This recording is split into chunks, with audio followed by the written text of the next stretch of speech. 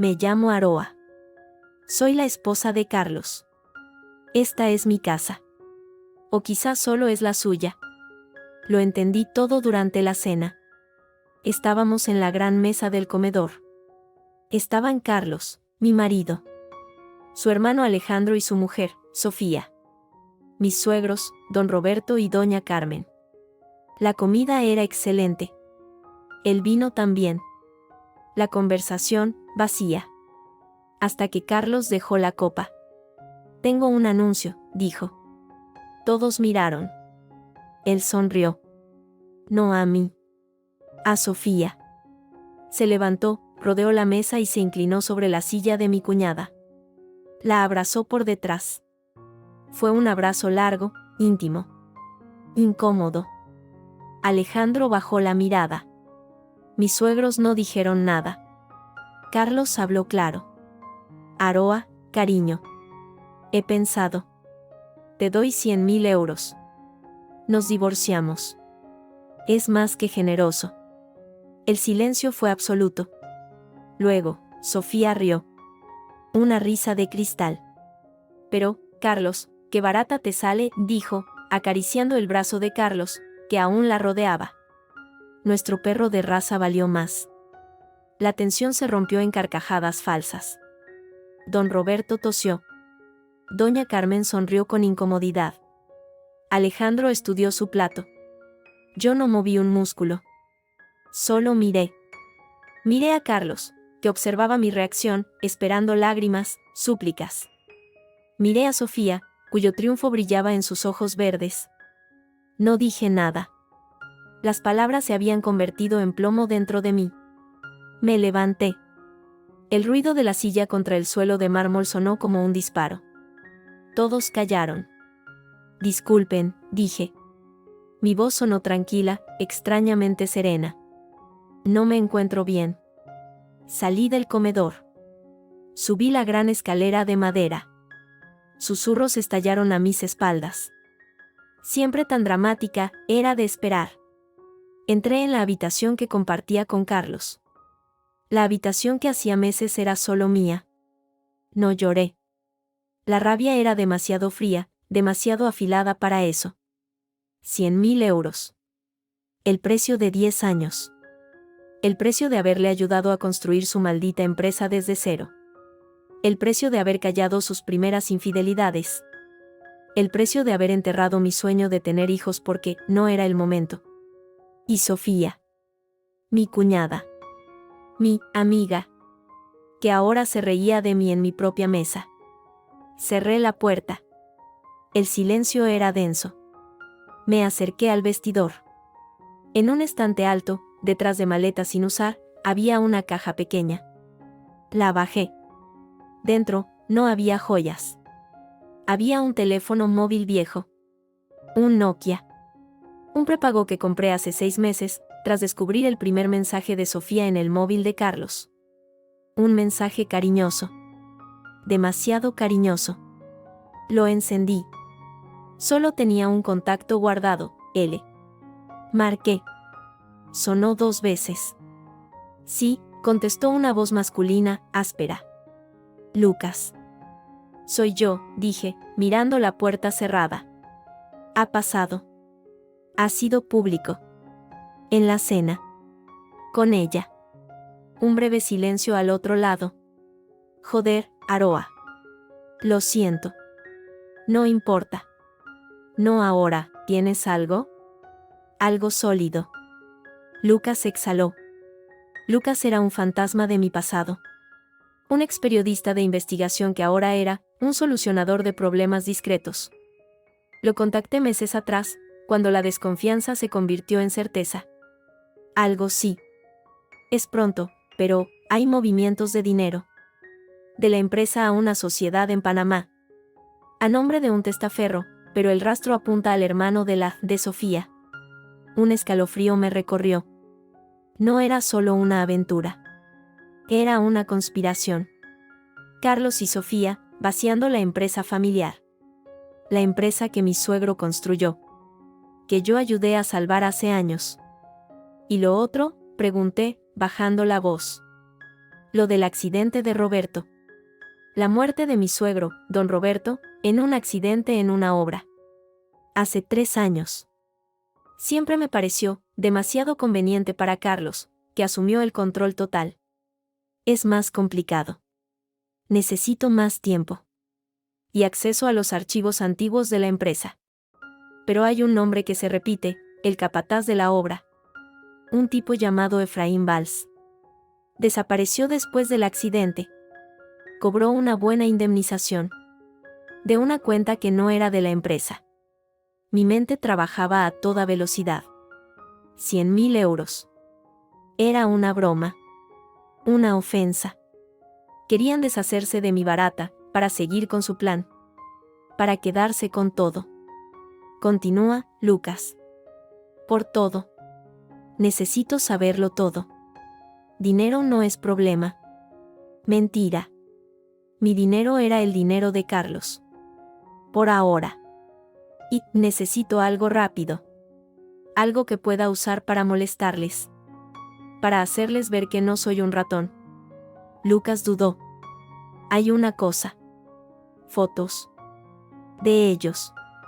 En un hotel de la Costa Brava, hace 4 meses. No son explícitas. Pero son comprometedoras. Lo suficiente. Envíamelas. Al correo seguro. Hoy. Está bien. Ten cuidado, Aroa. Colgué. Apagué el móvil viejo y lo guardé. Me miré en el espejo del vestidor. Veía a una mujer pálida, de 35 años, con ojos demasiado grandes. La mujer silenciosa. La buena esposa. La que no daba problemas. Esa mujer se acababa de morir en la mesa del comedor.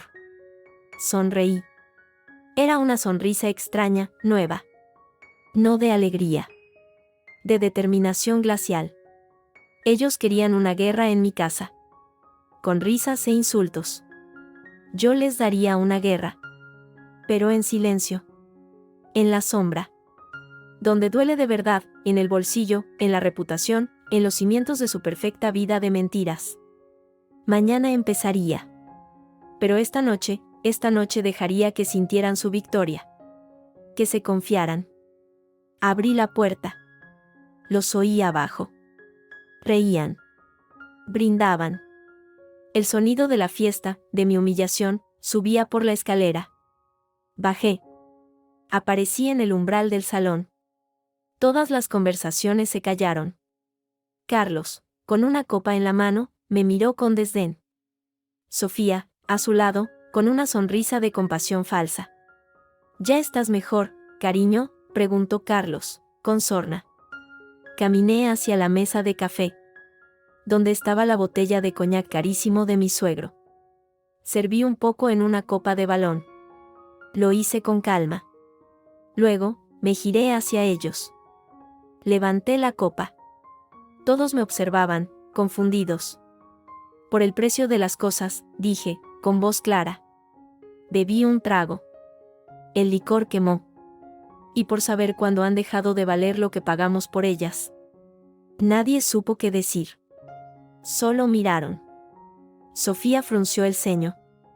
Carlos perdió la sonrisa por un segundo. Yo dejé la copa media llena. Buenas noches, dije. Y subí de nuevo, sintiendo sus miradas clavadas en mi espalda. No había sido un grito. No había sido una escena. Pero había sido un mensaje. Y mañana, el mensaje llegaría. Con las fotos. Con el primer golpe. Mañana empezaba. La noche fue larga y silenciosa. Carlos no subió a la habitación. No esperaba que lo hiciera. Me quedé despierta, mirando al vacío, mientras el móvil viejo vibraba suavemente en mi mano. Lucas había enviado las fotos. No eran escandalosas, como dijo. Solo 3. La primera, Carlos y Sofía entrando juntos en el Hotel Santa María, en Cadaqués. Ella se agarraba de su brazo, riendo. La segunda, en la terraza de un bar, al atardecer. Sus cabezas estaban muy juntas, hablando. Él le tocaba la mano. La tercera era la peor. salían del ascensor del hotel, a primera hora de la mañana. Ella llevaba el mismo vestido de la noche anterior. Él parecía relajado, como en casa. Cada foto era un cuchillo. Pero un cuchillo frío. El dolor agudo, el de la cena, ya se estaba transformando. Se volvía algo sólido, pesado. Una determinación de acero. Guardé el teléfono. No lloré. Planifiqué. Al amanecer, escuché a Carlos salir de casa. Temprano, como siempre. Para la oficina, diría. O quizá para encontrarse con ella. Me vestí con sencillez, unos vaqueros, una camiseta, una chaqueta. Nada que llamara la atención. Bajé a la cocina. La cocinera, Pilar, me miró con una mezcla de lástima y curiosidad. Las noticias vuelan en las casas grandes. Buenos días, señora Aroa, ¿un café? Sí, por favor, Pilar. Y después, creo que saldré a dar un paseo. Necesito aire. Sí, señora. Su tono era suave. Pilar llevaba aquí desde antes de que yo llegara. Había visto cosas. Mientras tomaba el café, los recuerdos llegaron, no deseados pero imparables. Todo empezó de otra manera. Yo conocí a Carlos en la universidad. Él, estudiante de empresariales, seguro de sí mismo, ambicioso. Yo, estudiante de historia del arte, soñadora. Fue un flechazo. Él decía que le daba calma.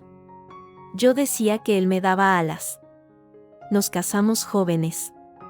Su padre, don Roberto, era un hombre hecho a sí mismo, dueño de una constructora mediana pero sólida.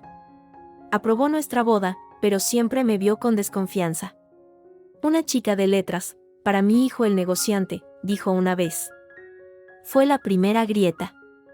Carlos quería expandir el negocio. Entré a trabajar en la empresa. No sabía de cemento ni de presupuestos, pero tenía ojo para el diseño, para presentar proyectos. Convencí a varios clientes importantes. La empresa creció. Constructora Heredia e Hijo se volvió solo Heredia. El hijo era ahora el único rey. Yo estaba orgullosa. Éramos un equipo. La primera vez que supe de otra mujer fue hace 5 años. Un perfume distinto en su chaqueta. Un brillo de culpa en sus ojos. Hicimos una crisis. Él lloró. Juró que fue un error, que estaba estresado. Lo perdoné. Para la familia, pensé. Para lo que construimos. Pero las ausencias continuaron. Los viajes de negocios. Las llamadas perdidas. Yo me hundí en el trabajo de la empresa. Fue mi refugio. Hasta que hace 2 años, don Roberto murió en ese accidente. Una grúa en una obra en Valencia, un fallo mecánico, dijeron. Carlos quedó destrozado. O eso fingió. Asumió el control total. Y algo cambió. Se volvió más duro, más distante. Conmigo, con todos. Excepto con Sofía. Sofía. Llegó a la familia cuando se casó con Alejandro, el hermano menor de Carlos. Era guapa, lista, de una familia con posibles pero venida a menos. Al principio, fue una aliada. Una amiga en esta casa de extraños. Íbamos a comer, a comprar. Me contaba sus problemas. Yo le contaba los míos. Error fatal. Empecé a notar sus miradas hacia Carlos. Demasiado largas. Demasiado interesadas. Los cumplidos constantes. Qué suerte tienes, Aroa, con un hombre tan decidido. Yo me reí, incómoda. Carlos la elogiaba a ella. Sofía sí que entiende de negocios, decía. Tiene ambición. Y luego, los mensajes en su móvil, que vi por casualidad hace 6 meses. No puedo esperar para verte. Esta tarde fue increíble. No tenía nombre. Pero yo sabía. Supe el tono, la forma de escribir. Era de ella. El timbre del móvil seguro me sacó de los recuerdos. Era un mensaje de Lucas, revisa el correo. Hay más. Estados bancarios preliminares. Terminé el café. Gracias, Pilar. Hasta luego. Salí a la calle. El barrio de La Moraleja estaba tranquilo, soleado. Caminé sin rumbo fijo durante un rato, asegurándome de que nadie me seguía. Luego, entré en una cafetería discreta, lejos de nuestra zona. Pedí un cortado en la barra y usé mi tablet. Accedí al correo seguro. Lucas había adjuntado documentos escaneados. Extractos de cuentas bancarias en las Islas Caimán. Transferencias regulares desde Heredia Construcciones, S.A., a una empresa llamada North Sea Holdings, Ltd. Cantidades importantes. 50.000 euros. 120.000, 75.000. Sumadas, en el último año, superaban el $500,000. Y luego, transferencias desde North Sea Holdings a una cuenta personal a nombre de E. Valls. El mismo apellido que el capataz desaparecido. Otra a nombre de S. Mendoza. El hermano de Sofía se llama Simón Mendoza. Mi corazón latía con fuerza. No era solo una aventura. Era un desfalco. Carlos y Sofía estaban sacando dinero de la empresa familiar. Dinero que era también mío, por sociedad de gananciales. Dinero que, en parte, yo había ayudado a ganar. Y luego estaba el nombre de Efraín Valls. El capataz. El eslabón con la muerte de Roberto. Si Carlos estaba pagando a Valls para su silencio, entonces el accidente no fue un accidente. Era algo mucho peor. Cerré la tablet. Las manos me temblaban, pero por la rabia, no por el miedo. Necesitaba más. Necesitaba pruebas irrefutables. Y necesitaba acceder a los archivos viejos de la empresa. A los informes del accidente. A todo. Marqué a Lucas desde el móvil seguro, en una cabina telefónica cercana. ¿Lo has visto?, dijo él al contestar. Lo he visto. Es enorme. Es solo la punta, Aroa. Este Valls, he hecho algunas preguntas. Vive en un pueblo de Alicante. Vive bien. Tiene un bar. Lo compró al contado, después del accidente. Necesito entrar en la oficina. En el archivo físico. Los informes viejos deben estar allí. Lucas suspiró. Es arriesgado. Tienen seguridad. No de noche. De día. Soy la esposa del jefe. Tengo una tarjeta de acceso. Nadie me pregunta nada si actúo con normalidad. Fui la directora de proyectos durante años. Bien. Pero con cuidado. Si hay algo, y Carlos lo tiene escondido, no estará a la vista. Busca en el despacho de tu suegro. El viejo. Dicen que Carlos no lo ha tocado, que le da mala suerte. El despacho de don Roberto. Un santuario sellado desde su muerte. Tenía sentido. Voy a ir hoy mismo. Aroa, la voz de Lucas se volvió grave. Esto se va a poner feo. Muy feo, ¿estás segura? Miré por la ventana de la cabina. La gente pasaba, vivía sus vidas normales. Yo ya no tenía una vida normal. Estoy segura. Ellos empezaron la guerra. Yo solo voy a terminarla. Colgué. Volví a casa. La casa estaba vacía. Subí directamente a la habitación de Carlos. Busqué en su cajón de la mesilla.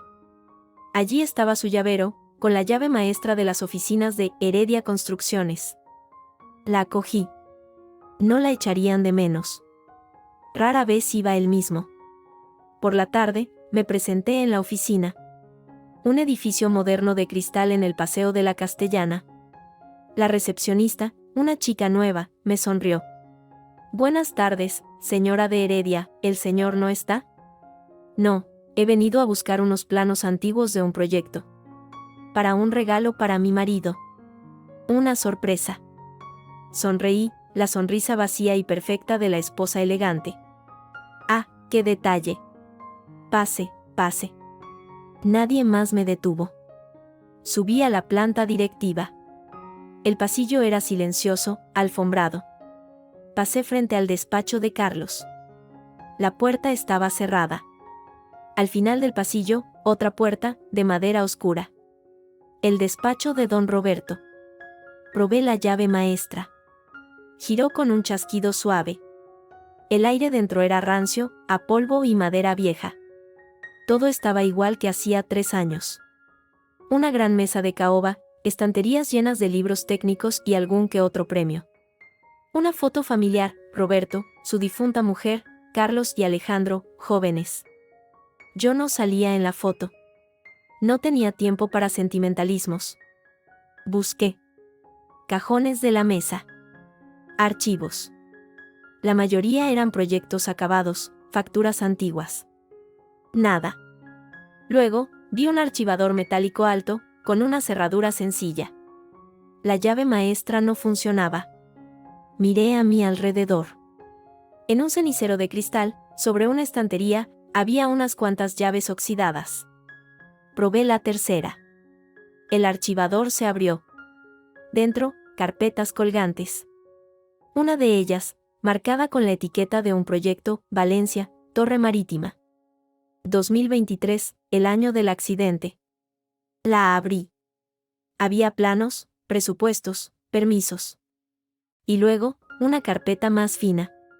Informe incidente 12 de mayo. Lo abrí con manos que ahora sí temblaban.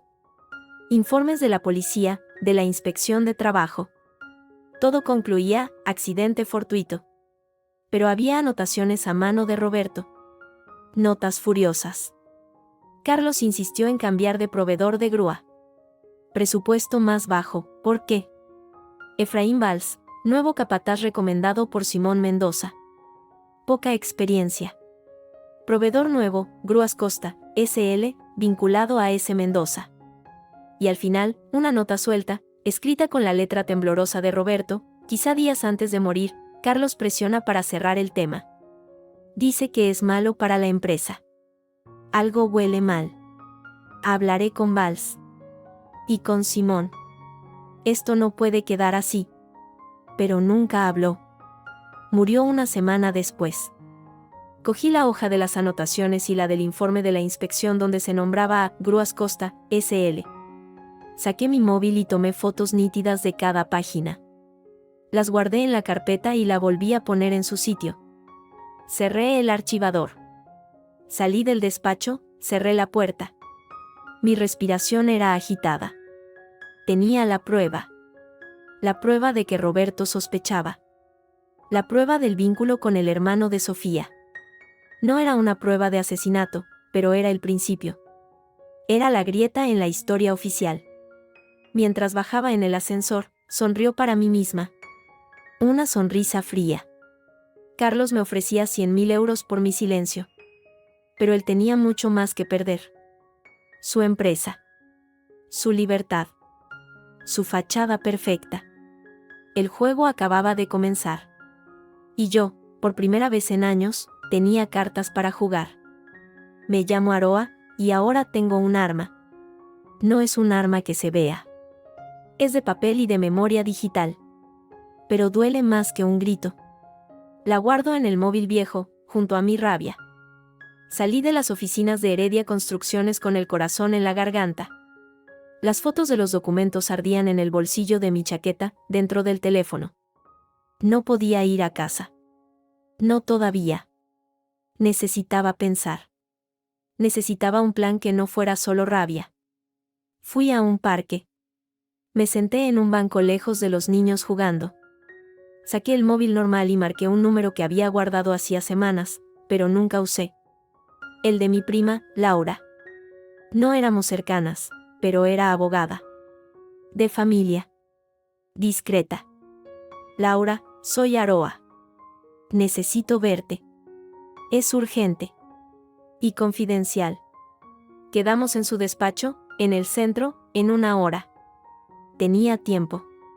Abrí el correo seguro en la tablet. Lucas había enviado un nuevo mensaje. Valls confirmado. Vive en Calpe. Tiene el bar, el rincón del puerto. Vive bien para un excapataz. He conseguido una foto reciente. Te la mando. La foto llegó. Mostraba a un hombre cincuentón, con bigote, con una camiseta blanca, limpiando una barra. Parecía un tipo normal. No un asesino. Pero quizás solo era un eslabón. Un eslabón comprado. Laura me recibió en un despacho pequeño pero acogedor. Me miró con preocupación. Aroa, ¿qué pasa? Tu voz sonaba extraña. Mi matrimonio se acabó, Laura. Anoche, Carlos me pidió el divorcio. En la cena familiar. Ofreciéndome 100.000 euros. Abrazando a Sofía. Los ojos de Laura se abrieron como platos. Sofía, tu cuñada, no me jodas. Sí. Y eso es solo el principio. Le conté todo, rápido, sin rodeos. La desconfianza, el móvil, la contratación de Lucas, las transferencias, las sospechas sobre el accidente de Roberto. Saqué la tablet y le mostré las fotos que tomé en el despacho de mi suegro, las anotaciones de Roberto, el nombre de la empresa de grúas vinculada al hermano de Sofía. Laura se puso seria. Profesional. Estudió las imágenes. Joder, Aroa. Esto es heavy. Las anotaciones de tu suegro son una bomba. Muestran conocimiento previo de un riesgo y un conflicto de interés claro. No prueban un delito, pero sí una negligencia temeraria que podría reabrir la investigación del accidente laboral. Y si hay pagos encubiertos a Valls, se pasó una mano por el pelo. Las transferencias a la sociedad offshore son otra cosa. Eso es desviación de fondos, apropiación indebida. Es delito. Penable. ¿Puedo usar esto, para el divorcio, para más? Laura se reclinó en su silla. Para el divorcio, sí. Esto cambia todo. De repente, no eres la esposa que se va con 100.000 euros. Eres la socia perjudicada por un administrador desleal. Tienes derecho a una parte mucho mayor del patrimonio ganancial.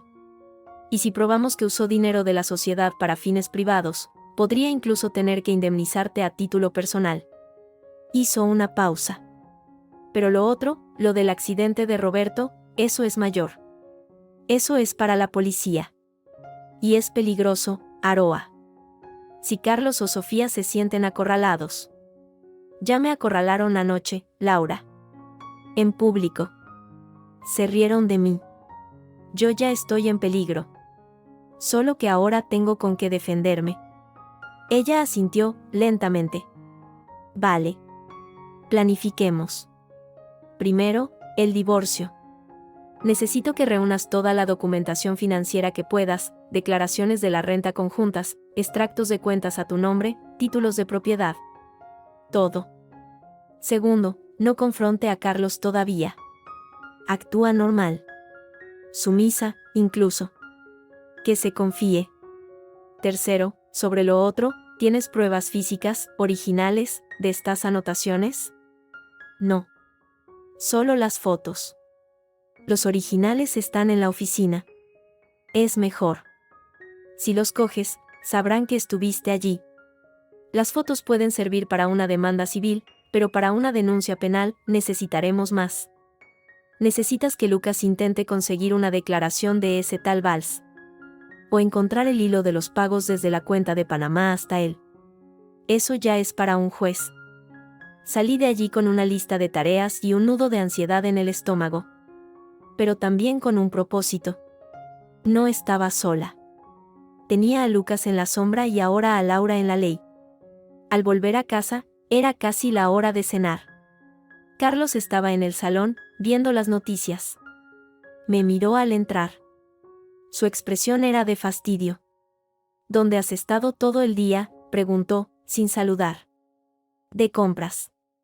Y en el museo. Necesitaba despejarme. Me quité la chaqueta, actuando cansada, derrotada. ¿Y, has pensado en mi oferta? Su tono era frío, de negocios. 100.000 euros es más de lo que mereces. No aportaste capital. Respiré hondo. Actúa normal. Sumisa, sí, Carlos.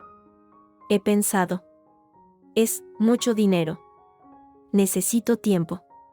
Unos días. Para asimilarlo. Él esbozó una media sonrisa, de triunfo. Claro. Tómate tu tiempo. Pero no mucho. No soy paciente. Giró la cabeza hacia la televisión, desinteresado. Había conseguido lo que quería, mi rendición aparente. Esa noche, mientras él dormía, o fingía dormir, en su estudio, usé el móvil seguro. Escribí a Lucas: necesito que intentes contactar con Efraín Valls. En Calpe.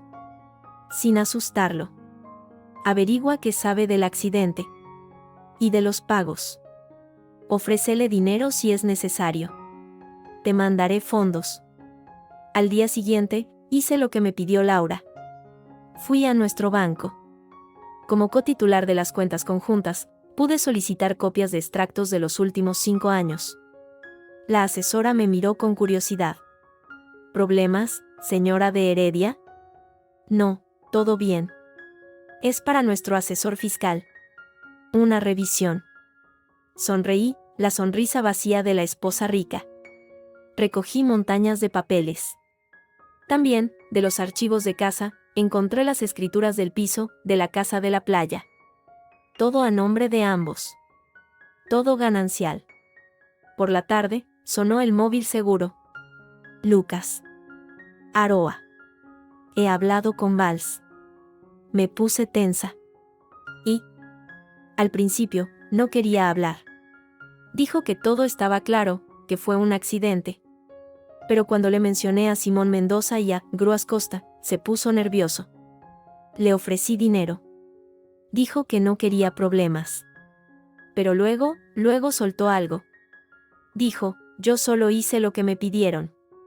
Yo no revisé la grúa. Ellos dijeron que estaba revisada. Y el viejo, Roberto, se puso en medio, punto. El corazón se me paró. ¿Lo grabaste? No puso. Fue por teléfono. Pero es un inicio. Es su palabra contra la de ellos. Necesitamos algo más sólido. Un pago, un correo, algo que le ate a Carlos o a Simón. Sigue intentándolo, Lucas. Presiónale. Y busca el vínculo entre los pagos de Panamá y él. Está bien. Ten cuidado. Colgué. Tenía una pieza más del rompecabezas, pero aún débil. Necesitaba algo que uniera todo. Las transferencias, el accidente, la infidelidad. Algo que no pudieran negar. La oportunidad llegó 2 días después. Carlos anunció que se iba de viaje de negocios a Barcelona por 2 días. Asuntos con un nuevo cliente. No me miró a los ojos. Lo sabía. Sofía también había comentado que se iba a visitar a una amiga a Sitges, a la misma hora. Era mi chance. No para seguirlos. Para algo mejor. Esperé a que Carlos se fuera. Luego, llamé a Alejandro, su hermano. Mi cuñado, el marido de Sofía. Siempre había sido el más débil, el más tranquilo. Quizá también el más engañado. Alejandro, soy Aroa, ¿podemos vernos? Para tomar un café. Necesito hablar contigo. De familia. Quedó sorprendido, pero accedió. Nos vimos en un café alejado de nuestros barrios. Llegó con aspecto cansado. Hola, Aroa, ¿qué pasa? Carlos me dijo que las cosas están difíciles. Sí, Alejandro. Muy difíciles. Tomé un sorbo de agua. Esto es duro, pero tienes que saberlo. Carlos y Sofía están teniendo una aventura. Desde hace meses, quizá años. Él palideció. ¿Qué? No digas tonterías, Aroa, por favor.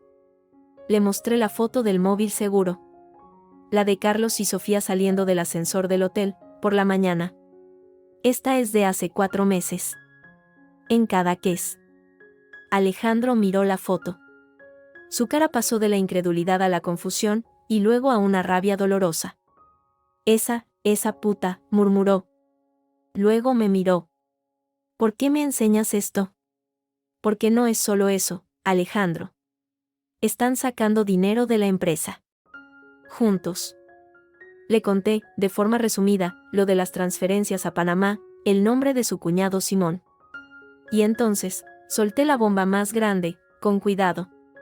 Y creo, tengo razones para creer, que lo del accidente de tu padre, pudo no ser un accidente. Y que Carlos y Simón, y quizá Sofía, sabían algo. Alejandro se quedó mudo. Destrozado. Mi padre. No. No puede ser. Carlos no sería capaz. Tu padre sospechaba de algo, Alejandro. Lo escribió. Lo he visto.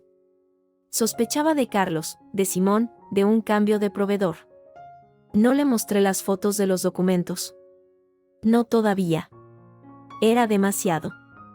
Necesito tu ayuda. No para mí. Para tu padre. Para la empresa que él construyó. Ellos la están vaciando. Él lloró. Allí, en la mesa del café, un hombre echó un lío. Luego, la rabia volvió. ¿Qué quieres que haga? Acceso.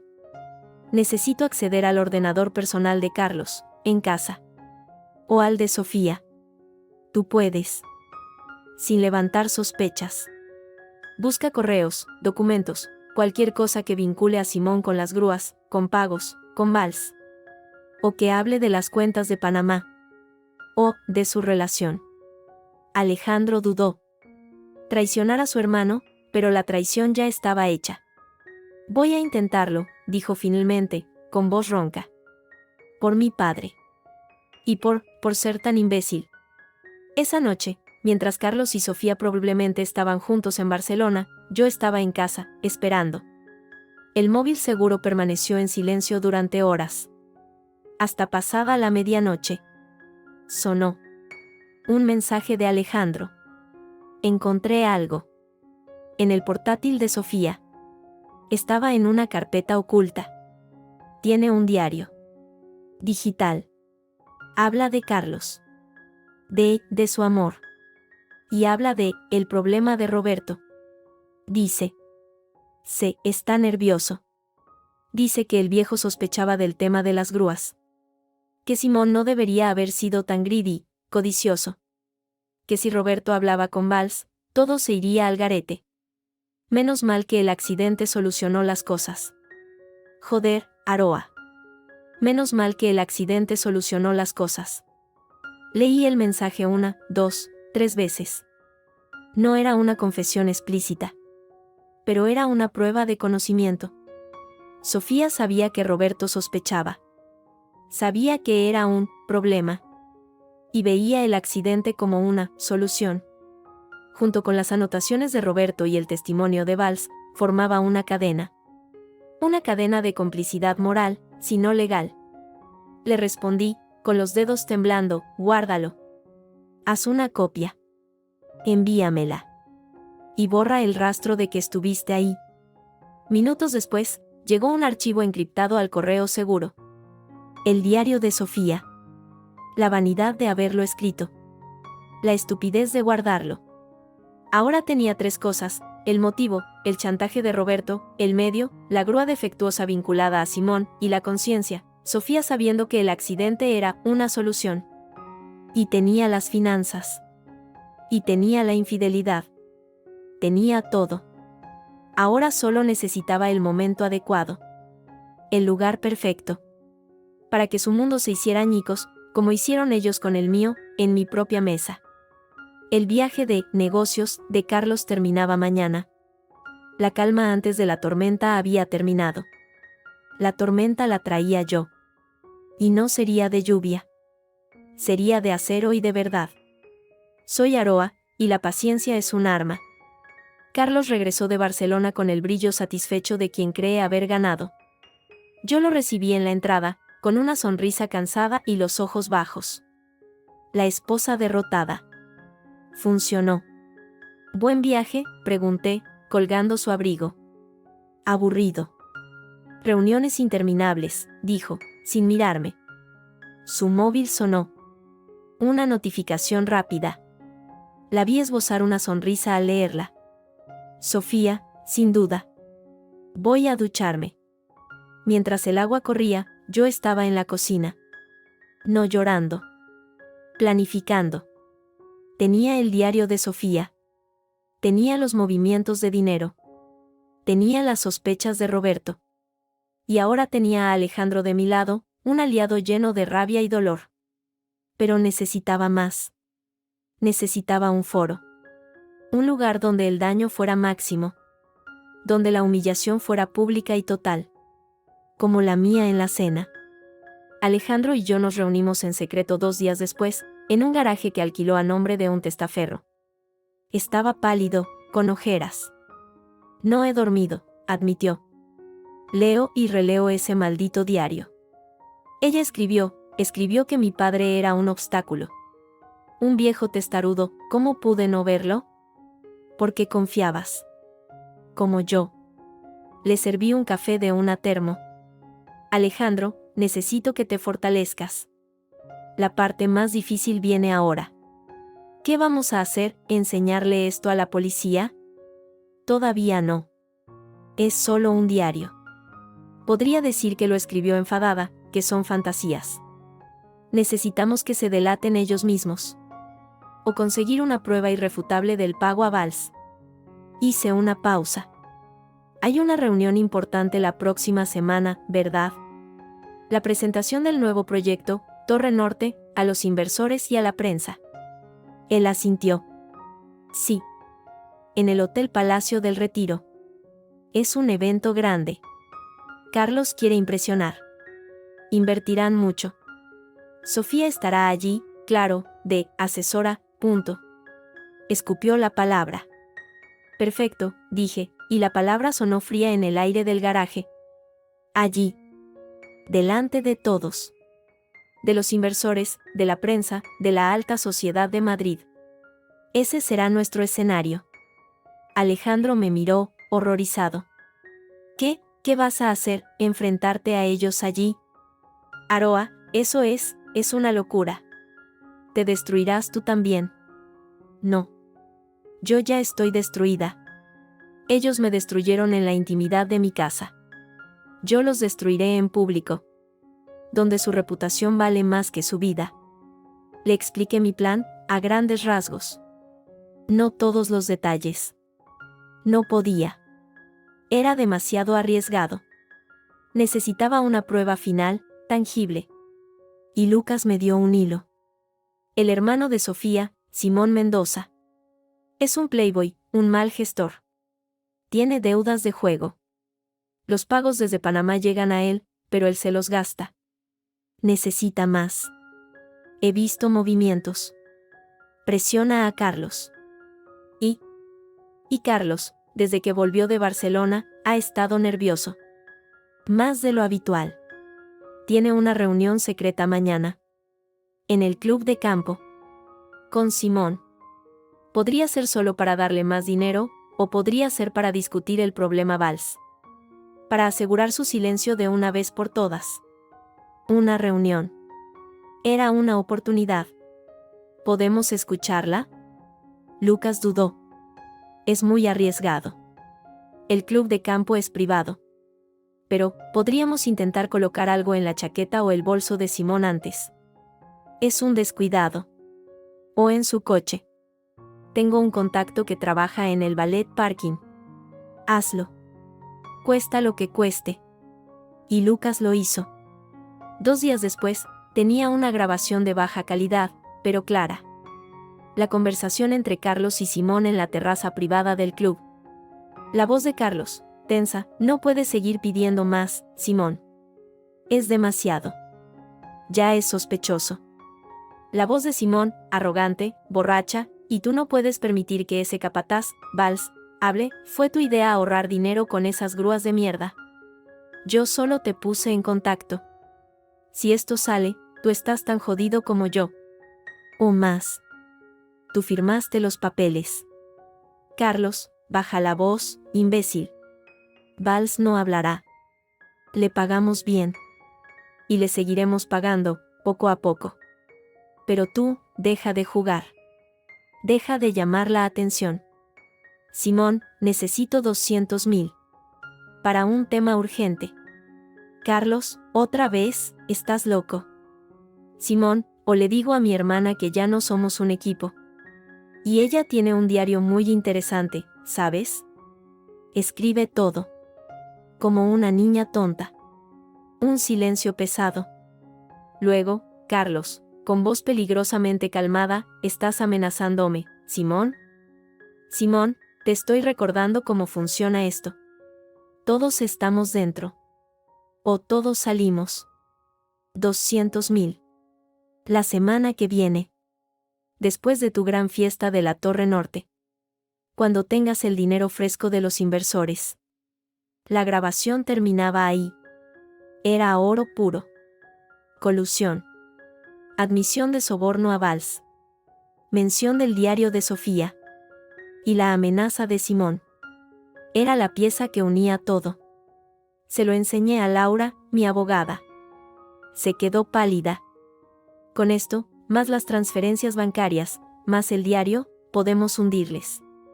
Podemos presentar una denuncia por cohecho, apropiación indebida, posiblemente homicidio imprudente en grado de eventualidad, y esto les da un motivo. Joder, Aroa. No quiero solo la denuncia, Laura. Quiero el espectáculo. Quiero que sea público. Antes de que puedan reaccionar. Antes de que huyan o sobornen a un juez. En la presentación de la Torre Norte. Tú puedes contactar a la prensa. De forma anónima. Darles pistas. Decir que habrá un gran escándalo. Ellos irán como buitres. Ella puso los ojos en blanco. Estás jugando a algo muy peligroso. Podrían demandarte por difamación. No es difamación si es verdad. Y tenemos las pruebas. Además, después de eso, presentaremos la denuncia formal. Con todo. Y la demanda de divorcio por mi parte, alegando deslealtad y daños. Laura suspiró, pero asintió. Vio la determinación en mis ojos. Está bien. Haré mi parte. Pero Aroa, prepárate.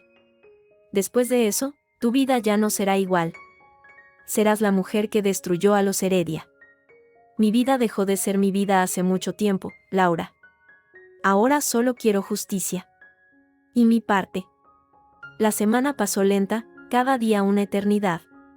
Carlos estaba eufórico, preparando su gran evento. Sofía venía a casa a menudo, a ayudar con los preparativos. Me miraba con una lástima falsa, triunfante. Yo sonreía, servía té y escuchaba.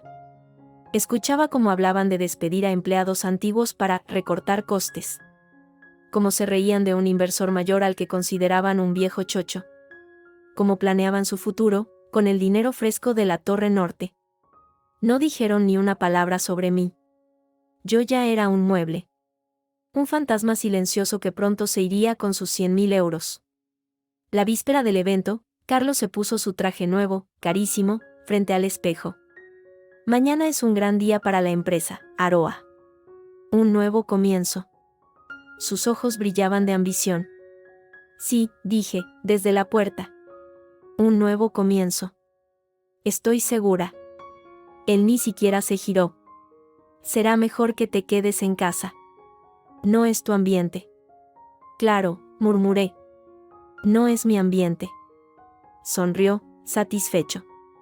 Al día siguiente, mientras él y Sofía se dirigían al Hotel Palacio del Retiro, el centro de su universo, yo me vestí con un traje pantalón negro, sencillo pero elegante. No era el vestido de fiesta de una esposa decorativa. Era el uniforme de quien va a una ejecución. Me miré en el espejo. La mujer pálida y asustada de la cena había desaparecido. En su lugar había otra. Con los ojos fríos y la boca en una línea delgada y determinada. Revisé el bolso. Dentro, una memoria USB con todas las pruebas, el diario, las fotos de los documentos, la grabación. Copias impresas de los extractos bancarios más comprometedores. Y un dossier preparado por Laura para la prensa. Salí de casa. No fui directamente al hotel. Primero, me reuní con Alejandro, en un café cercano. Estaba nervioso, sudando. No estoy seguro, Aroa. Esto es demasiado. Es ahora o nunca, Alejandro, ¿vas a dejar que se salgan con la suya, que se burlen de tu padre, de ti, de todo? Él apretó los puños. No. Tienes razón. Voy. Haré mi parte. Nos separamos. Él entraría como invitado, como el hermano del dueño. Yo tenía otro plan. Lucas había conseguido una acreditación de prensa falsa para mí, de un digital menor. Cronista económico. Era mi entrada. A las 7 de la tarde, el salón de baile del Palacio del Retiro brillaba.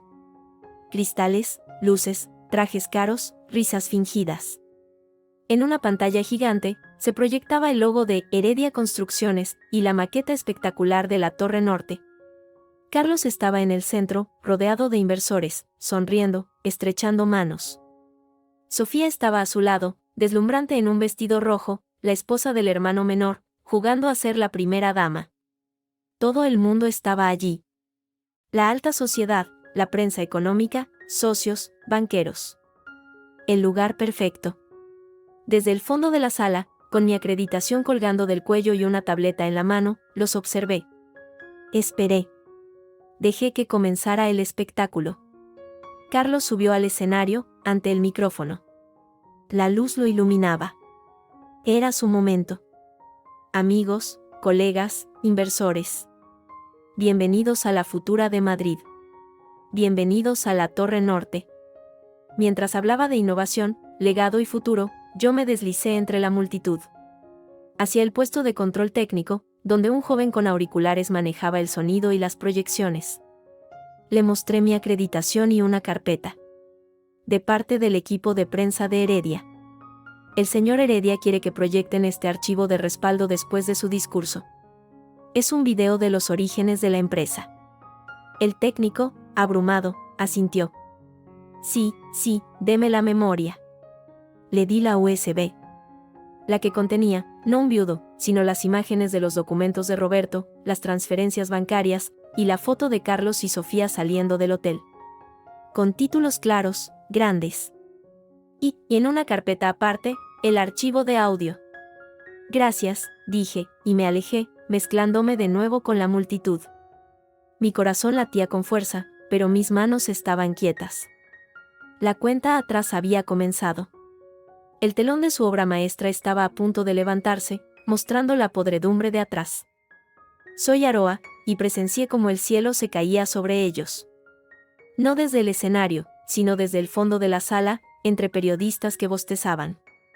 Carlos hablaba. Su voz, segura, resonaba en los altavoces. Hablaba de legado, de innovación, del futuro de Madrid. Sonreía. A su lado, en primera fila, Sofía asentía, radiante.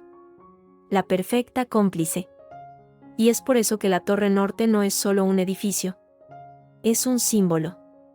Un símbolo de la transparencia, la solidez y la confianza que siempre han definido a Heredia.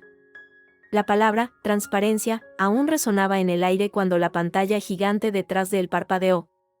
La maqueta del rascacielos desapareció.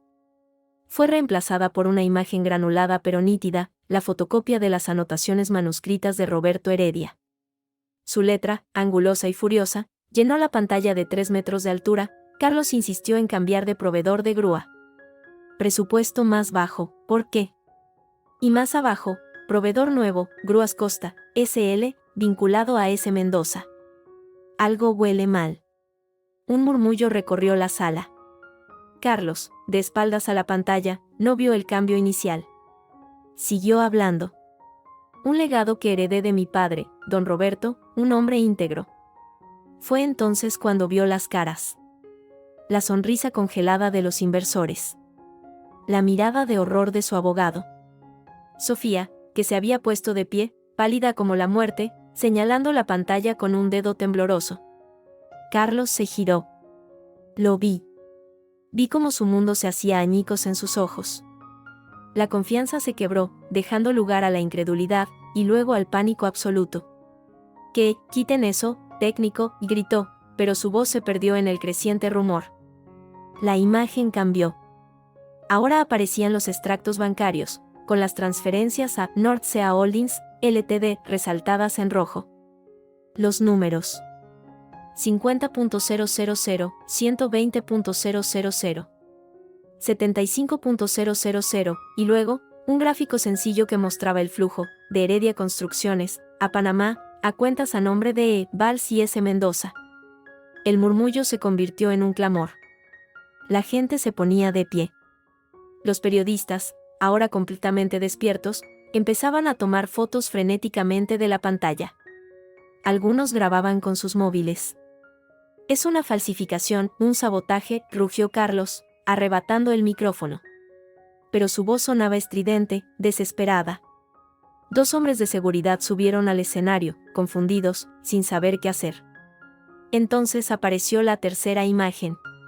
La foto de Cadaqués. Carlos y Sofía, saliendo del ascensor del hotel, a la mañana siguiente. Grande. Clara. Innegable.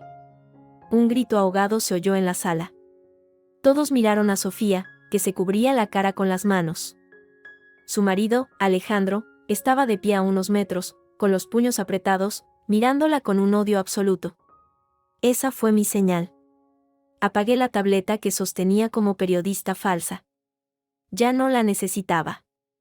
Caminé hacia el pasillo central. Lentamente.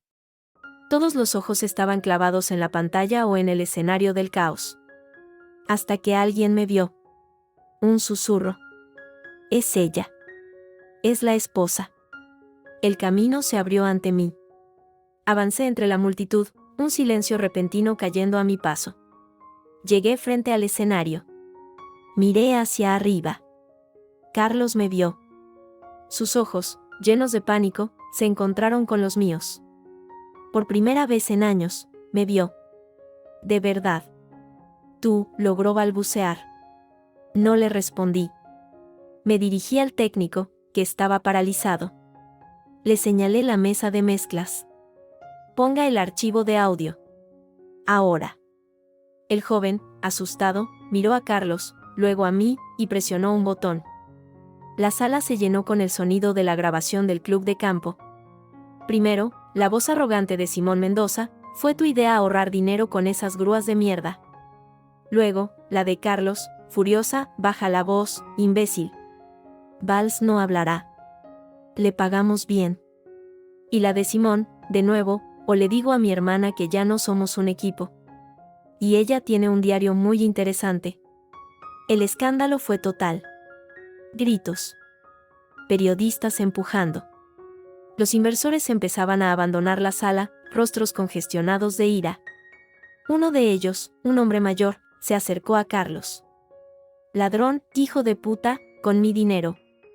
Le escupió a los pies antes de irse. Carlos estaba destrozado. Intentaba hablar, pero solo salían sonidos guturales. Sofía gritaba. Es mentira, todo editado, es esa loca celosa. Señalándome. Fue entonces cuando Alejandro subió al escenario. Todos contuvieron la respiración. Se plantó frente a su hermano. Su rostro estaba bañado en lágrimas de rabia. ¿Es verdad, Carlos? Su voz, amplificada por el micrófono que Carlos había soltado, retumbó en la sala. ¿Lo de mi mujer y lo de mi padre? ¿Mataste a nuestro padre por dinero? Carlos abrió la boca, pero no salió nada. Su silencio fue la confirmación más elocuente. Alejandro lanzó un grito ahogado y le lanzó un puñetazo. Un golpe seco, preciso, en la mandíbula. Carlos cayó al suelo, aturdido. Los guardias de seguridad, finalmente, reaccionaron y lo separaron. El caos era absoluto. Pero yo no había terminado. Subí al escenario, tomé el micrófono del suelo. Mi voz, clara y fría, se impuso al barullo. Mi nombre es Aroa Heredia. Durante 10 años, fui la esposa de este hombre. Señalé a Carlos, que se incorporaba, sangrando por la boca. Y durante los últimos años, fui su cómplice silenciosa. Callé sus desprecios, sus infidelidades. Pero no callaré un robo. No callaré una mentira que mancha la memoria de un buen hombre. Y no callaré la sospecha de que la muerte de Roberto Heredia no fue un accidente. La sala estaba en silencio ahora. Todos escuchaban. Las cámaras grababan. Las pruebas que han visto son reales. Las transferencias, las anotaciones de mi suegro, la confesión grabada. Mañana por la mañana, mi abogada, la señora Laura Márquez, presentará una denuncia formal ante la Fiscalía por apropiación indebida, cohecho y posible homicidio imprudente. Y yo presentaré una demanda de divorcio. Carlos me miró. En sus ojos ya no había pánico, sino un odio puro, virulento. «Vas a pagar por esto», escupió, con la voz ronca. «Te voy a destruir». Antes de que pudiera responder, se oyeron sirenas afuera. No las había llamado yo, pero algún invitado o periodista debió de hacerlo. O quizá fue Laura, siguiendo el plan. 2 policías uniformados y un inspector de paisano entraron en el salón. «¿Carlos Heredia?», preguntó el inspector, mostrando su placa. Carlos, aún en el suelo, asintió, aturdido. «Y usted debe ser Sofía Mendoza», dijo el inspector, dirigiéndose a ella. Ella dio un paso atrás, negando con la cabeza. «Tenemos una orden de comparecencia para ambos, en relación con una presunta desviación de fondos de la empresa Heredia Construcciones. Y para usted, señorita Mendoza, por su posible implicación. Les ruego que nos acompañen». Fue el acabose. Ver cómo esposaban a Carlos, ante los flashes de la prensa, ante la mirada de sus inversores huidos, fue un espectáculo surrealista. Sofía lloraba histérica, diciendo que era inocente, que todo era idea de Carlos. La llevaron a rastras. Alejandro se acercó a mí. Tenía el rostro marcado por el dolor, pero también una determinación nueva. «He llamado a los abogados de la empresa. Y a los míos. Voy a asumir el control. Lo que quede de ella». Me miró. «Gracias, Aroa. Y lo siento». Asentí. No había nada más que decir. Recogí mi bolso. El escenario estaba vacío, salvo por los técnicos y algunos empleados de seguridad. La pantalla gigante ahora estaba en negro. La Torre Norte ya no existía. Nunca existiría. Al salir a la fría noche de Madrid, un periodista se me acercó. «Señora Heredia, ¿un comentario?». Me detuve. Miré a la cámara. Solo uno, la verdad siempre sale a la luz. Aunque a algunos les cueste una fortuna taparla. Subí a un taxi que había pedido con antelación. No volví a la casa de La Moraleja. Fui a un pequeño apartamento que había alquilado a nombre de una sociedad, semanas atrás, con dinero que había ido retirando poco a poco de una cuenta personal que Carlos desconocía. Mi refugio. Mi celda. Mi nueva vida. Dentro, sola, las fuerzas me abandonaron. Me dejé caer en el sofá. No lloré. Temblé. Temblé de pies a cabeza, como si tuviera fiebre. La adrenalina se escapaba, dejando un vacío enorme. Lo había hecho. Había destruido su mundo. Y con él, el mío. Sonó el móvil seguro. Era Lucas. Lo he visto en las noticias online. Ya está. Se ha desatado el infierno. Sí, susurré. La policía ha pedido toda la documentación. Laura dice que mañana a primera hora la llevaremos, ¿estás bien? No lo sé, respondí, con honestidad. Pero estoy viva. Eso es. Mantente a salvo. No vayas a casa. No pienso hacerlo. Colgué. Encendí la televisión. En un canal de noticias, ya hablaban de ello. Escándalo en la alta sociedad madrileña, el magnate Carlos Heredia, detenido por presunto desfalco, su cuñada, también implicada, espectacular acusación de su esposa durante la presentación de un proyecto. Mi foto, una vieja foto de una gala, salía en la pantalla. Sonreía, ajena a todo. La Aroa de antes. La que había muerto esta noche. Apagué la tele. La oscuridad de la habitación era tranquilizadora. Lo peor había pasado. O quizá, solo estaba comenzando. La guerra pública había terminado. Ahora empezaba la batalla legal. Larga, sucia y dolorosa. Pero ya no luchaba desde la sombra. Luchaba a la luz. Y ellos estaban esposados, mientras yo estaba libre. Mañana sería otro día. El primero del resto de mi vida. Una vida que, Por primera vez, yo controlaba. El eclipse había pasado. Ahora tocaría ver qué quedaba al descubierto. Me llamo Aroa, y mi mundo ahora es de titulares y ecos. El silencio de mi pequeño apartamento se rompió al amanecer con el sonido insistente del móvil normal. No lo descolgué. Miré la pantalla, números desconocidos, algún contacto lejano, periodistas. Lo puse en modo avión. Solo el móvil seguro, el de Lucas, seguía activo. Encendí la televisión pequeña del salón. En todos los canales de noticias, era la misma historia. Escándalo Heredia, detenido el magnate constructor por desfalco y presunta implicación en la muerte de su padre. La venganza silenciosa de la esposa, así destapó la trama. Mi foto, aquella foto de la gala, parecía mirarme desde todas partes. Sentí un vacío en el estómago. Ya no era una persona. Era un personaje. La esposa vengativa. La mujer que lo perdió todo. Laura me llamó temprano. He pasado la noche en comisaría con ellos. O más bien, con sus abogados. Están deshechos. Carlos no dice nada. Sofía llora y echa la culpa a todos. Su hermano, Simón, ha sido localizado y detenido también. La policía está registrando las oficinas de la empresa. Tienen la orden basada en nuestra documentación. ¿Y lo de Roberto?, pregunté, conteniendo el aliento. La fiscalía ha reabierto la investigación por homicidio imprudente. Han enviado a la policía a buscar a Efraín Valls, el capataz. Con la grabación y el diario, tienen indicios sólidos de que hubo conocimiento del riesgo. Es un principio. Pero es fuerte, Aroa. Muy fuerte. Gracias, Laura. No me des las gracias aún. Esto va a ser una guerra larga. Carlos saldrá bajo fianza en unas horas, te lo aseguro. Tiene buenos abogados y todavía tiene influencia. Vendrá por ti. Legalmente, y de otras maneras. Tienes que estar preparada. Lo estoy. Colgué. No me sentía preparada. Me sentía vacía. La rabia que me había sostenido durante meses empezaba a convertirse en algo más pesado, más gris, el peso de las consecuencias.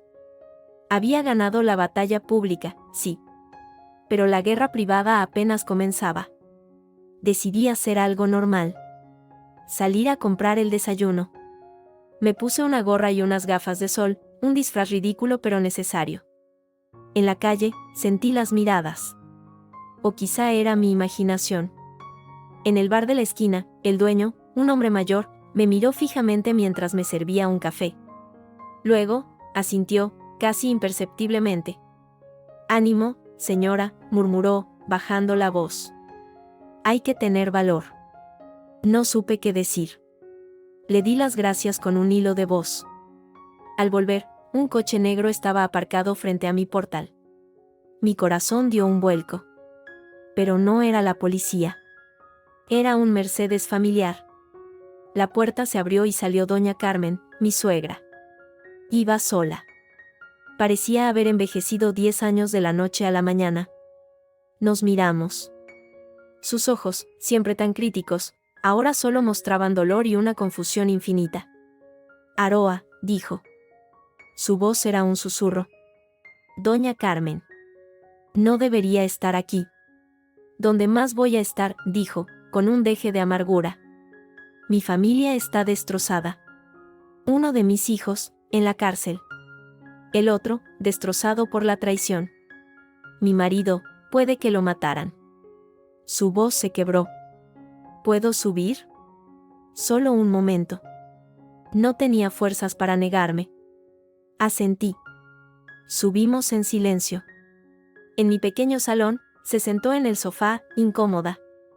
Miró a su alrededor, el apartamento modesto, anónimo. «¿Vives aquí ahora?». «De momento». «Nunca te quise, Aroa». Lo dijo sin maldad, como un hecho. Pensé que no era suficiente para mí, Carlos. «¿Qué eras, blanda?». «Yo sí la quise a usted», respondí, y era verdad. En los primeros años, anhelé su aprobación. Y quise a don Roberto. Era un hombre justo. Al oír el nombre de su marido, sus ojos se llenaron de lágrimas. Él sí te apreciaba. Decía que tenías carácter. Más de lo que parecía. Tomó un pañuelo. ¿Es verdad, lo que dijiste anoche, lo de que Carlos sabía algo de lo de su padre? Su padre lo sospechaba, dije, cuidadosamente. Lo escribió. Él pensaba que Carlos, por ahorrar dinero, usó un proveedor inseguro, recomendado por el hermano de Sofía. Y que luego pagó al capataz para que callara. No sé si Carlos quiso que pasara el accidente. Pero sí que lo encubrió. Y se benefició de ello. Doña Carmen lloró en silencio, con dignidad. Él cambió. Después de que su padre murió. Se volvió más duro, más frío. Yo pensé que era el dolor. O la responsabilidad. Me miró. ¿Y Sofía, era verdad, lo de ellos? Sí. Asintió, como si esa fuera la gota que colmaba el vaso de una verdad que ya sabía. ¿Qué va a pasar ahora, Aroa? La justicia, o lo que sea, seguirá su curso. Yo pediré el divorcio. Y mi parte de lo que es mío. La empresa está al borde del colapso, dijo, secándose las lágrimas. Los inversores se retiran. Los bancos llaman. Alejandro está intentando salvarla, pero está solo. Y destrozado. Hizo una pausa. No te pido que lo perdones. No puedo. Pero, ¿podrías hablar con Alejandro? Él no te ha hecho nada. Y ahora es todo lo que me queda. La vieja doña Carmen, pidiéndome un favor. El mundo estaba al revés. Hablaré con él. Por don Roberto. Se levantó, tambaleándose un poco. Gracias. En la puerta, se dio la vuelta. Él tenía razón, mi Roberto. Tú sí que tienes carácter. Más que todos nosotros juntos. Cuando se fue, me sentí exhausta. La visita había sido más dura que la confrontación pública.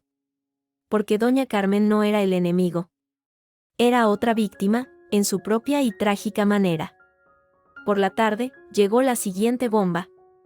Un mensaje de mi abogada, Laura. Revisa tu correo seguro. Urgente. Era un archivo, enviado desde una cuenta anónima.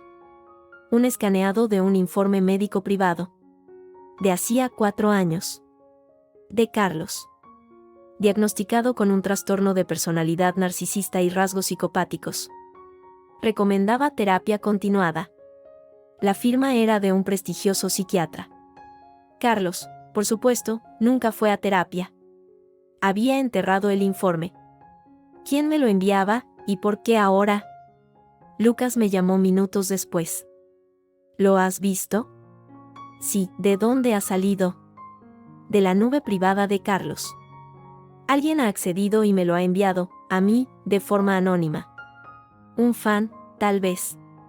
O alguien que quiere hundirle aún más. Es útil para tu caso de divorcio, para demostrar su inestabilidad. Pero, Aroa, ten cuidado. Si hay gente pirateando sus archivos privados y enviando telos, el juego se está poniendo muy sucio. Tenía razón. Estaba desatando fuerzas que no controlaba. Odios antiguos, enemigos ocultos de Carlos que ahora salían de la madriguera para dar la puntilla. El colofón llegó al anochecer. Sonó el timbre de mi apartamento. No esperaba a nadie. Miré por la mirilla. Era Alejandro. Con el rostro demacrado, los ojos hinchados. Abrí. Entró sin decir palabra. Se derrumbó en el sofá. Olía a alcohol y a desesperación. Han soltado a Carlos bajo fianza, dijo, la voz ronca. Mi madre ha pagado una fortuna. Está en casa. O lo que queda de ella. Los periodistas no dejan de acosar. Lo siento, Alejandro. No lo sientas. Me miró. Había fuego en sus ojos, un fuego nuevo. He estado revisando los libros de la empresa, con los auditores. Es peor de lo que pensábamos. El agujero es enorme. Y Sofía, tragó saliva. Ha confesado a la policía. En parte. Dice que fue cosa de Carlos y de su hermano Simón. Que ella solo sabía lo del dinero, no lo de mi padre. Que está arrepentida. Soltó una risa amarga. Arrepentida. Me ha pedido perdón, Aroa. Por teléfono, desde comisaría. ¿Y tú? Le he colgado. Se pasó las manos por la cara. Necesito tu ayuda. Tu abogada, Laura. Es buena. Necesito que me ayude a salvar lo que se pueda de la empresa. A separar los activos sanos de los podridos. A negociar con los bancos. Si no, mi padre no habrá dejado nada. Solo deudas y vergüenza. Hablaré con ella. Hay más. Se inclinó hacia adelante. La policía ha encontrado a Efraín Valls. En Calpe. Lo han traído a Madrid para declarar. El aire se me cortó. Y al principio no dijo nada. Pero cuando le enseñaron la grabación, la de Simón y Carlos hablando de pagarle, se vino abajo. Ha confesado. Dijo que Simón Mendoza le ordenó no hacer la revisión completa de la grúa. Que le dijo que pasara por alto unos informes. Que le pagarían extra. Y que, después del accidente, Carlos mismo le dio más dinero para que se callara y se fuera. Las lágrimas asomaron a mis ojos, por primera vez en todo este tormento. No eran lágrimas de alegría. Eran de un alivio terrible, agridulce. Don Roberto tendría justicia. De algún modo. ¿Eso es un homicidio? Alejandro negó con la cabeza, con dolor. Imprudencia temeraria, como mínimo. Homicidio imprudente. Simón y Carlos, como responsables últimos de la seguridad, sabiendo el riesgo, van a ir a la cárcel, Aroa. Por lo de mi padre. Y por el desfalco. Nos quedamos en silencio, en mi pequeño salón, dos fantasmas de la vida que fue. Unidos por la traición y por la pérdida. ¿Qué hacemos ahora?, pregunté, al final. Nos levantamos, dijo él, con una determinación que no le conocía. Yo, a intentar salvar el legado de mi padre.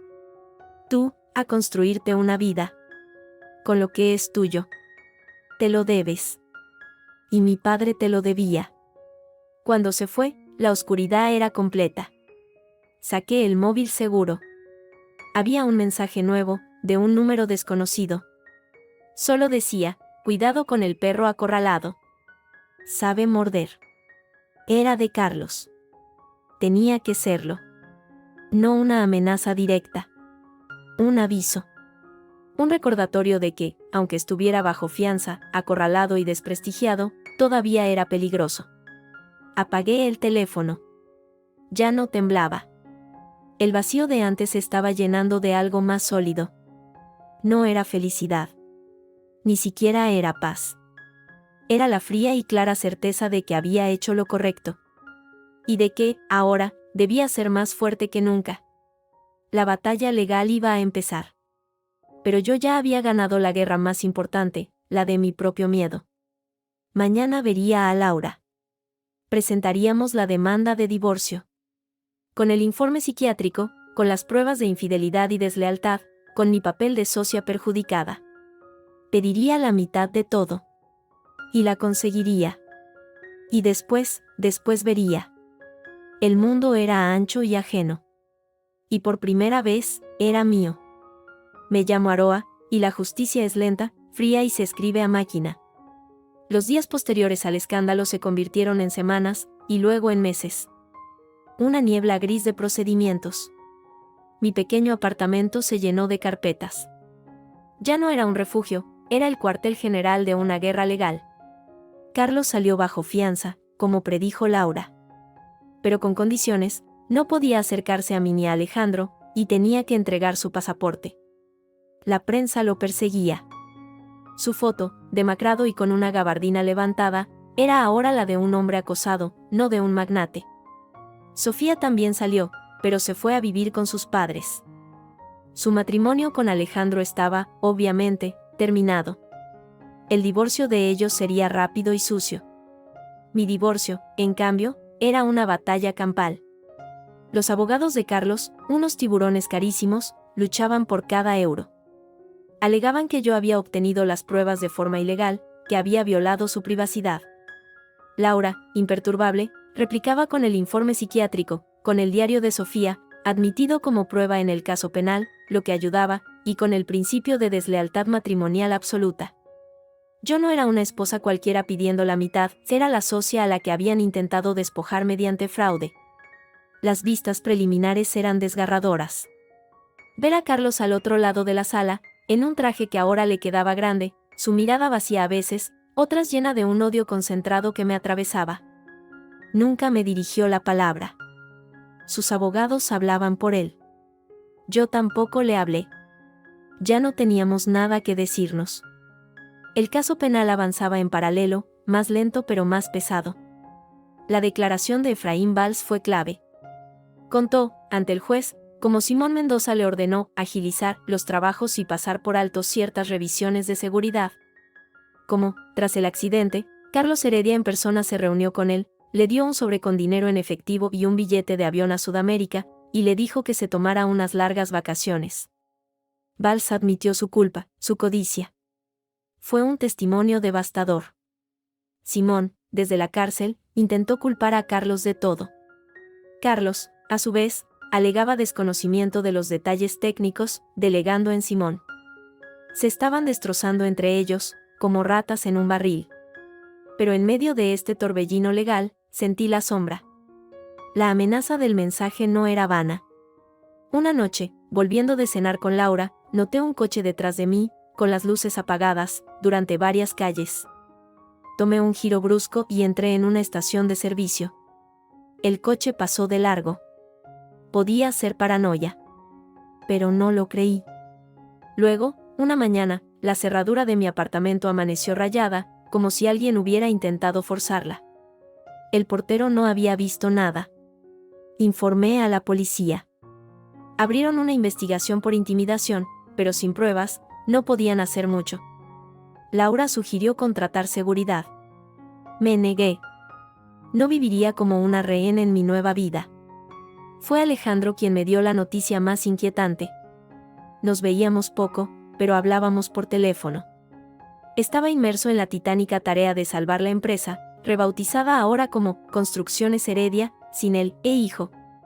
Había despedido a los directivos leales a Carlos, renegociado la deuda y vendido activos, incluida la casa de nuestros suegros en La Moraleja, para inyectar liquidez. Doña Carmen se fue a vivir a un piso más pequeño. He estado revisando las cuentas personales de Carlos, las que no están embargadas, me dijo Alejandro una tarde por teléfono. Su voz sonaba cansada. Ha hecho movimientos extraños. Retiradas de efectivo considerables. Y hay un pago a un nombre, que no me gusta. ¿Qué nombre? Milo Kova. Es un serbio. O un croata. No estoy seguro. Tiene negocios de importación, pero en los círculos, se sabe que es un solucionador de problemas. Del tipo que no pregunta mucho. Un silencio pesó en la línea. ¿Crees que no terminé la frase? No lo sé, Aroa. Pero Carlos está desesperado. El caso penal va mal para él. Puede que quiera presionarte de otra manera. Para que retires la acusación civil, o para que tu testimonio en el penal sea más suave. No voy a ceder. Lo sé. Por eso te lo digo. Ten mucho cuidado. Quizá deberías irte de Madrid un tiempo. Hasta que pase el juicio penal principal. No quise huir. Había huido demasiado tiempo dentro de mi propio matrimonio. Pero la prudencia no era cobardía. Empaqueté algunas cosas y me fui a una casa rural que alquilé en un pueblo de la Sierra de Guadarrama, usando un nombre falso. Lucas me ayudó con los papeles. Desde allí, seguía las vistas por las noticias y las videollamadas con Laura. El juicio penal por el accidente de Roberto y el desfalco comenzó en otoño. Fue un espectáculo mediático. Yo no tuve que declarar en esa fase, mi testimonio era más relevante para el juicio por el desfalco, que se celebraría después. Seguí las declaraciones por la prensa. Valls, en el banquillo, era un hombre roto. Simón Mendoza, enfadado y arrogante, culpaba a Carlos de ser el cerebro. Carlos, sentado, impecablemente vestido otra vez, negaba todo conocimiento. Decía que confiaba en su cuñado, que Simón lo engañó, y que Valls mentía para obtener una condena más leve. Pero había un testigo inesperado. Un antiguo operario de la obra, al que nadie había localizado antes, declaró que el día antes del accidente, vio a Carlos Heredia en la obra, discutiendo acaloradamente con su padre, Roberto. El señor Roberto le gritaba: «Es mi empresa, y no autorizo esa mierda de grúa». Y el joven Carlos le contestó: «Ya no es su empresa, padre. Es mía. Y yo decido, punto». El testigo dijo que al día siguiente, la grúa defectuosa estaba en su lugar. Fue el golpe de gracia. La defensa de Carlos se desmoronó. El fiscal argumentó que, incluso si no ordenó el cambio materialmente, asumió el riesgo de manera temeraria, presionado por el afán de lucro y por anular la autoridad de su padre. Y que luego encubrió el delito. El veredicto llegó tras unas semanas de deliberación. Carlos Heredia y Simón Mendoza, culpables de homicidio imprudente profesional y de apropiación indebida. Sofía Mendoza, culpable de encubrimiento y de delito fiscal, por su conocimiento de las transferencias. Las condenas se leerían en otra vista. El día de la sentencia, volví a Madrid. Fui al juzgado, pero me quedé fuera, en un café frente a la entrada. No quería ver sus caras. Laura salió a buscarme. Parecía seria, pero con un brillo de satisfacción en los ojos. Y, para Carlos, 8 años de prisión por el homicidio imprudente, y 3 más por el desfalco, a cumplir de forma conjunta. En la práctica, 11 años. Para Simón, 10 en total.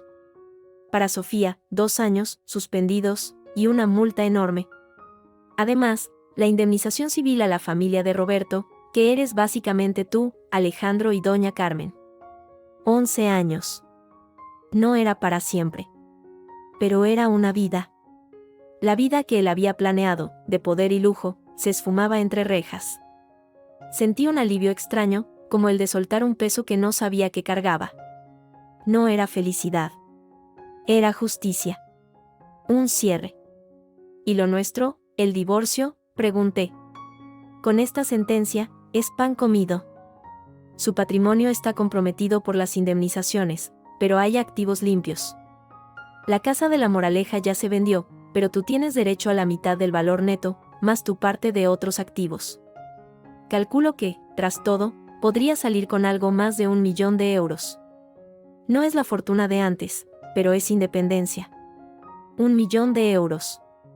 Lejos de los 100.000 que me ofreció. Lejos de todo.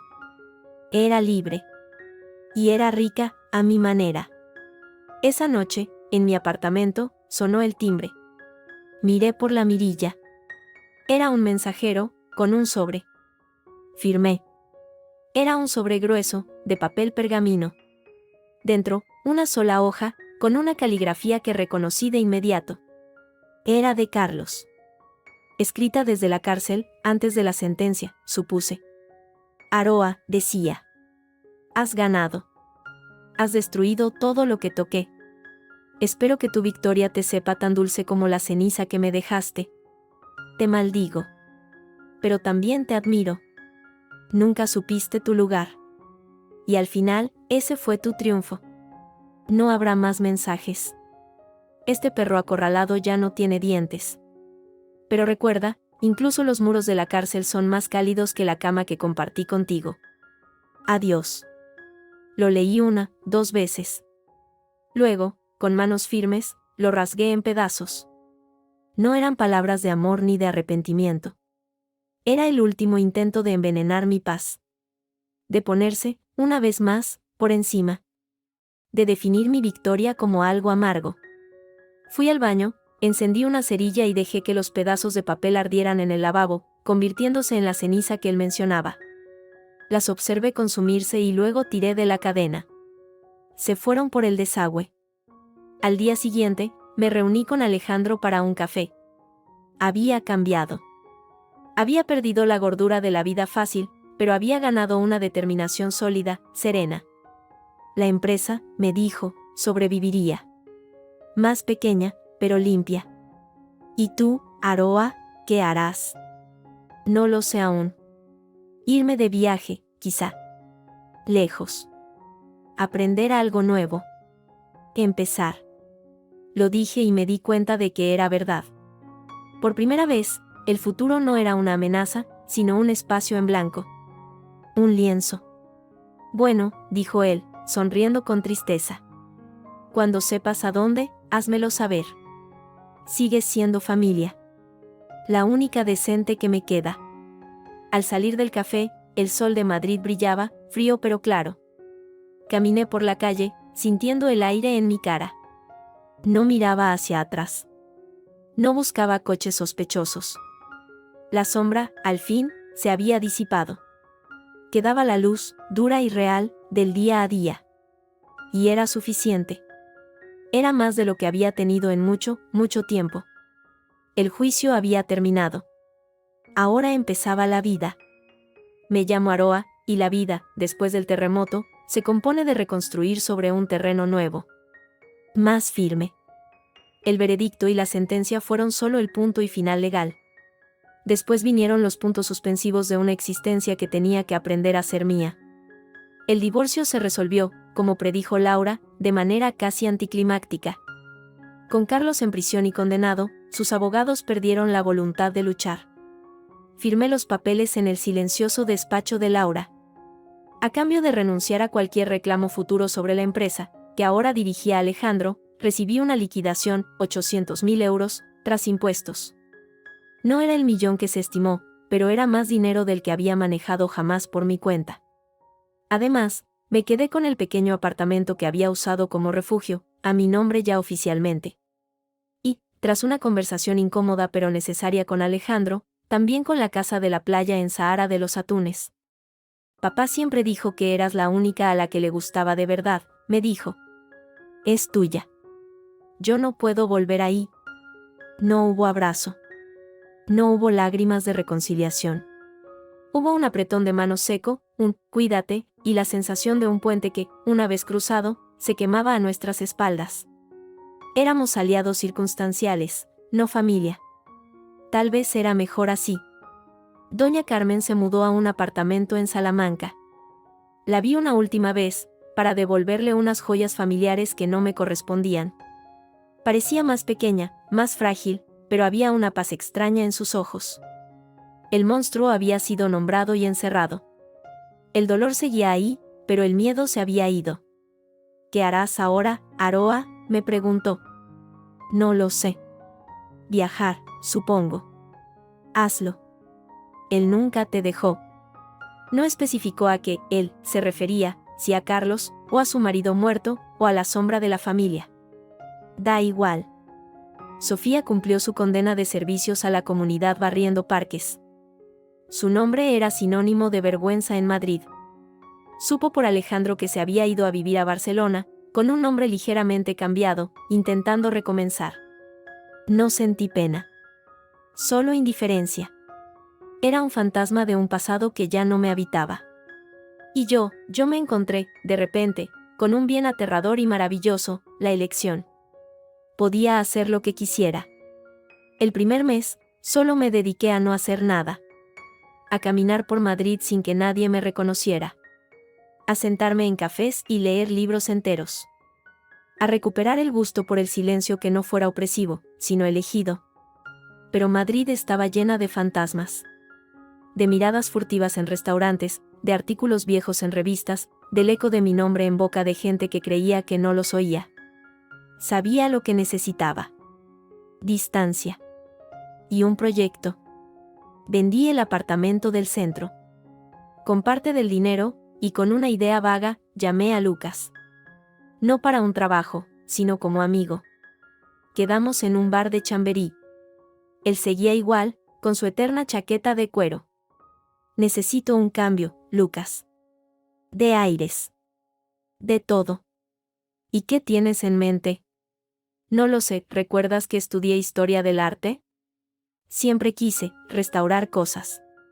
Recuperar algo que el tiempo estropeó. Él sonrió, por primera vez en todo el tiempo que le conocí. Tengo un contacto. En un pueblo de la Alpujarra granadina. Hay un taller, de un viejo restaurador de muebles y arte sacro. Se llama Samuel. Está buscando a alguien a quien traspasarlo. Se hace mayor. Es barato. Y está en el culo del mundo. Por si te interesa. Una semana después, estaba frente al taller. Era una casa antigua de piedra, con un letrero de madera desgastado, Restauraciones Samuel. El aire olía a pino, a tierra húmeda y a cera de abejas. Samuel era un hombre mayor, de manos enormes y callosas, que me habló más de la gubia y de la paciencia que del dinero. Me mostró un Cristo barroco al que le faltaba un brazo, y un halcón mudéjar con la taracea medio suelta. Esto, dijo, acariciando la madera vieja, tiene historia. Nuestra labor no es borrarla, sino darle otra oportunidad para que se cuente. Compré el taller. Y la casita de al lado. Utilicé otra parte del dinero. No fue caro. Fue la mejor inversión de mi vida. Los primeros meses fueron de aprendizaje puro. Samuel, paciente, me enseñó los rudimentos. Yo, torpe al principio, encontraba en el lijado, en el encolado, en la lenta aplicación de un dorado, una paz mental que no conocía. Aquí no había traiciones, ni juicios, ni titulares.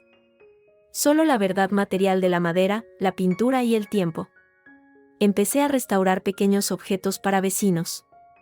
Una mesa, un marco, una talla de santito. Luego, un anticuario de Granada me encargó un vargueño del siglo XVII. Trabajé en él durante 3 meses. Cuando lo terminé, y vi la madera recuperar su lustre, los herrajes brillar, supe que había encontrado mi lugar en el mundo. No el de Aroa, la esposa de, sino el de Aroa, la restauradora. De Madrid, solo mantuve el contacto con Laura, que seguía siendo mi abogada para los pocos flecos legales pendientes, y con Lucas, que de vez en cuando me mandaba un email con un ¿sigues viva por ahí? Alejandro me escribió una vez, para decirme que la empresa se sostenía, pequeña pero sana. Le deseé suerte. Un día, casi 2 años después de mi llegada a la Alpujarra, recibí una visita inesperada. Fue un martes por la tarde. Estaba en el taller, inmersa en la delicada tarea de recomponer la peana de una virgen de porcelana. Una sombra en la puerta me hizo levantar la vista. Era Carlos. O lo que quedaba de él. Había envejecido 10 años en 2. Estaba delgado, demacrado, con la ropa sencilla y demasiado holgada. Llevaba gafas de pasta que no le conocía. Pero sus ojos, esos ojos que una vez brillaron con ambición y luego con odio, ahora solo mostraban un cansancio infinito. Estaba en libertad condicional, supuse. Había cumplido una parte de la condena. Nos miramos. No dije nada. No supe qué decir. Él tampoco habló. Observó el taller, las herramientas colgadas, los muebles a medio restaurar, los tarros de pigmentos. Su mirada se posó en mis manos, manchadas de betún de Judea y de cola. He oído que estabas aquí, dijo al fin. Su voz era ronca, sin su antigua autoridad. No pregunté cómo. No importaba. Asentí. Parece, un trabajo honesto, musitó, como para sí mismo. Lo es, respondí, limpiándome las manos en un trapo. Un silencio pesado se instaló entre nosotros, roto solo por el zumbido de una mosca. Él miraba al suelo, luego a mí, luego de nuevo al suelo. Parecía buscar palabras que no encontraba, o que tal vez habían perdido su sentido. No he venido a pedir perdón, dijo finalmente, con un deje de su antigua orgía. No serviría de nada. Y no lo siento. No como tú querrías. Lo sé. He venido a ver. Hizo un gesto vago. A ver qué hiciste con tu victoria. Con tu parte. Señalé a mi alrededor, con un movimiento de la barbilla. Esto hice. Él asintió, lentamente. Había esperado, quizá, encontrarme viviendo una vida de lujo frívolo, o consumida por la amargura. Esto, la sencillez trabajadora del taller, lo desconcertaba más que cualquier ostentación. Pareces, tranquila, dijo, casi a regañadientes. Lo estoy. Otro silencio. Respiró hondo. Alejandro ha vendido la última parcela que quedaba con el apellido. La empresa ya no se llama Heredia. Se llama Proyectos Sostenibles Alcudia, punto. Una mueca que pretendía ser una sonrisa le deformó los labios. Todo se fue. Todo.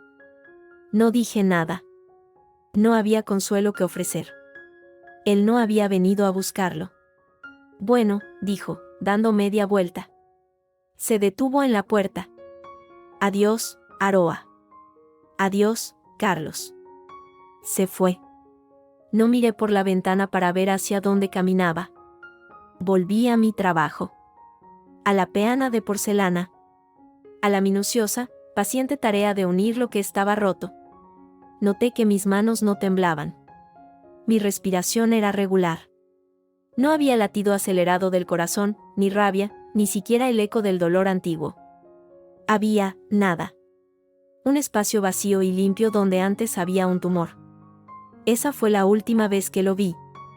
Supe, más tarde por Laura, que se había ido a vivir a las afueras de Murcia, a una casa modesta, haciendo no sé qué trabajos de asesoría fantasma. Ya no era asunto mío. El tiempo pasó. Mi pequeño taller ganó cierta reputación. Empecé a recibir encargos de iglesias y coleccionistas de otras provincias. Contraté a un chico del pueblo, Juan, como aprendiz. La vida se llenó de un ritmo predecible, gratificante. De amistades sencillas en el bar de la plaza. De tardes de lectura en mi pequeño patio, con el sonido de las chicharras y el olor a jazmín. Una tarde, terminando un retablo especialmente complicado, recibí una postal. Era de Lucas. Una foto del puerto de Valencia. Al dorso, solo decía, veo que sigues en tu línea.